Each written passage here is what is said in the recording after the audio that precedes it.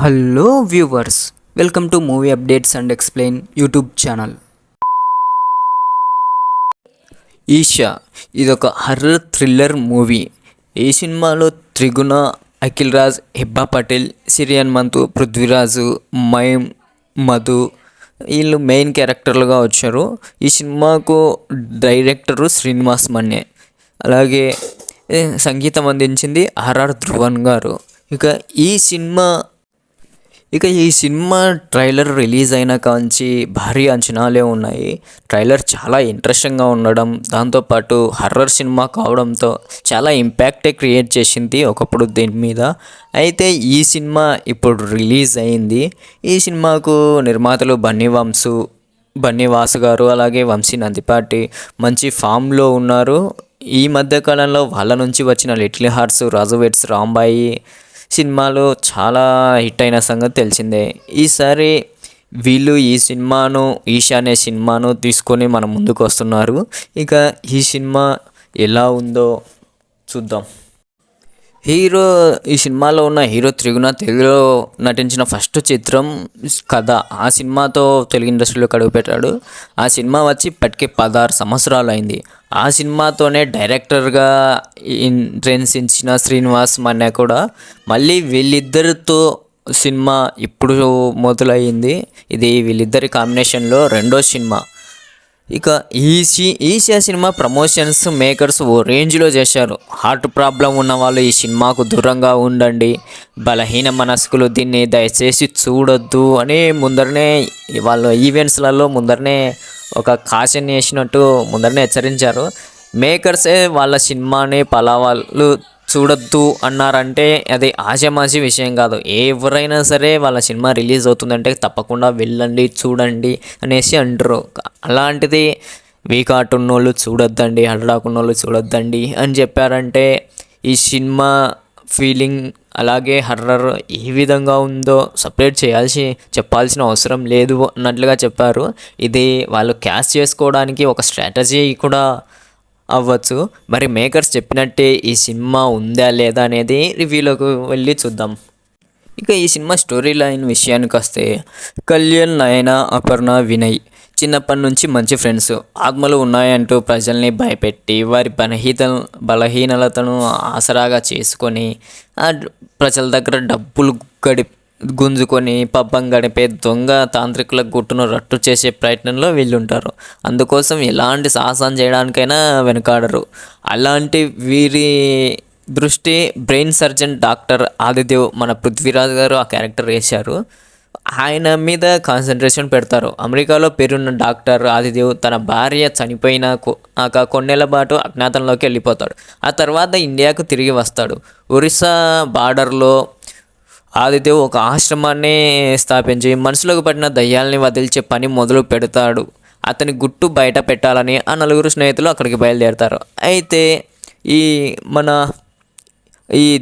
ఆదిదేవ్ గారు ఒక సవాల్ను విసురుతారు, దయ్యాలు లేవని నిరూపించమని.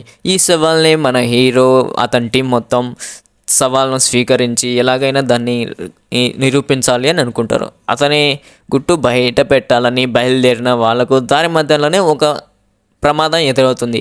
దాన్ని అధిగమించి ఆదిదేవ్ ఆశ్రమానికి చేరుకుంటారో లేదా, అక్కడ వారికి ఎలాంటి అనుభవాలు ఎదురయ్యాయి, ఈ అమాయక ప్రజలను మోసం చేస్తున్న ఆదిదేవ్ నిజస్వరూపం వీరు బయలు చేశారా, లేదంటే నిజంగా దయ్యాలు ఉన్నాయని ఒప్పుకున్నారా అనేదే ఈ స్టోరీ లైను. హర్రర్ మూవీస్ అంటే ప్రత్యేకంగా చెప్పాల్సిన పని లేదు. అదిగాక దయ్యం లేదు అని నిరూపించే వాళ్ళు ఎవరైనా ఉన్నారు అని అంటే ఆ కాన్సెప్ట్ విషయానికి వస్తే, ప్రతి సినిమాలో ఒక టీం వెళ్ళడం, ఒక పాడుపడ్డ బంగ్లా ఉంటుంది, అందులో స్టే చేయడం, అక్కడ ఏవో కొన్ని సిచ్యువేషన్లు ఫేస్ చేయడం, ఎన్నో ప్రమాదాల నుంచి అక్కడ తప్పించుకోవడం, అక్కడ దెయ్యాల బారి నుండి తప్పించుకొని బతుకు జీవడం అంటూ బయటపడడం, ఇదే రొటీన్ స్టోరీయే. ఇప్పుడే కాదు, ఎన్నాళ్ళ నుంచో ఉంటుంది. అలాగే ఉందా ఈ సినిమా అని అంటే సేమ్ అదే రొటీన్ స్టోరీయే. సినిమా అంటూ కొత్తగా ఏం లేదు, అదే రొటీన్ స్టోరీ. ఈ మధ్య వచ్చిన తాప్సీ మూవీ ఆనంద బ్రహ్మ ఎలా ఉందో ఇంచుమించు అలాగే ఉంటుంది సినిమా. హర్రర్ సినిమాలో భూత్ బంగ్లాలోకి వెళ్ళిన తర్వాత కొద్దిగా స్లోగా నడుస్తాయి, కానీ ఈ సినిమా స్టార్టింగ్ నుంచి అదే విధంగానే ఉంది. అక్కడక్కడ కథ తిరుగుతూ ఎంతకు ముందుకు పోదు. పోనీ ఆ పాడుపడ్డ బంగ్లాకు వెళ్ళిన తర్వాత ఆయన అక్కడ ఏమైనా వింతలు విడ్డరు జరుగుతాయా అంట, అది పెద్దగా ఏం లేదు. ఇంకా పాత సినిమాల్లో ఉండేదాన్నే తీసుకుని వచ్చారు. గతంలో ఎప్పుడూ రాలేదన్నట్టుగా మేకర్స్ ఇచ్చిన బిల్డప్ చూస్తే కొద్దిగా నవ్వు వస్తుంది అనిపించుకోవచ్చు. సీన్స్తో కంటే బ్యాక్గ్రౌండ్ స్కోర్తో కాస్తంత భయాన్ని కలిగించే ప్రయత్నం చేశారు, కానీ కొన్ని చోట్ల వర్కౌట్ అయింది, కొన్ని చోట్ల అది పెద్దగా ఏం లేదు. సినిమా మొత్తంలోకి క్లైమాక్స్ ఎన్నో కాస్త బాగా ఇంట్రెస్టింగ్గా రాసుకున్నారు. నిజానికి ఆ చిన్న పాయింట్ను బేస్ చేసుకొని స్టోరీ మొత్తం నడిపించారనిపిస్తుంది. అయితే అదేమంత గొప్ప పాయింట్ అని కూడా చెప్పలేము. అది చాలదన్నట్టుగా నో ఎండ్ అనే కార్డు వేసి దీనికి సీక్వెల్ కూడా ఉంటుంది అన్నట్టుగా ఇంటిచ్చారు. నిజానికి ఇదే ఆడియన్స్కు కాస్తంత భయపెట్టిన అంశం అని చెప్పుకోవచ్చు. ఇక యాక్టర్స్ విషయానికి వస్తే ఉన్నంతలో బాగానే చేశారు.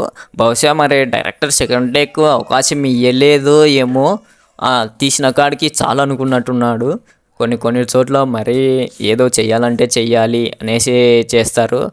ఇక పెళ్ళి ఫేమ్ పృథ్వీ డాక్టర్ కమ్ తాంత్రిక్గా కాస్తంత డిఫరెంట్ గెటప్లో కనిపిస్తారు.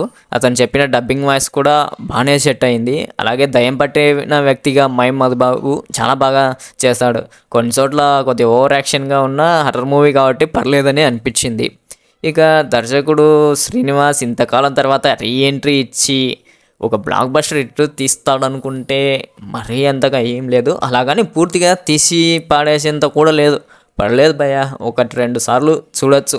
హర్రర్ మూవీ ఇష్టపడే వాళ్ళకు కొద్దిగా మేబీ నచ్చచ్చేమో, అది మరీ అంత కూడా నచ్చదు. ఏదో పర్లేదు బాగుందిలే చూసుకోవచ్చు అనేసి అనుకోవచ్చు. ఇక బ్యాక్గ్రౌండ్ స్కోరు కొన్ని చోట్ల బాగుంది, కొన్ని చోట్ల వర్కౌట్ అవ్వలేదనే అనిపించింది. బంగ్లాలోకి ఎంటర్ అయిన తర్వాత బంగ్లాలో జరిగిన సిచ్యువేషన్ని, అక్కడ వరుస చావులకు వెనుకున్న కారణాలు ఉంటాయి. ఆ కారణాలని ఒక సీన్ లెక్క చూపించకుండా జస్ట్ మాటల్లో చెప్పి వదిలేస్తారు.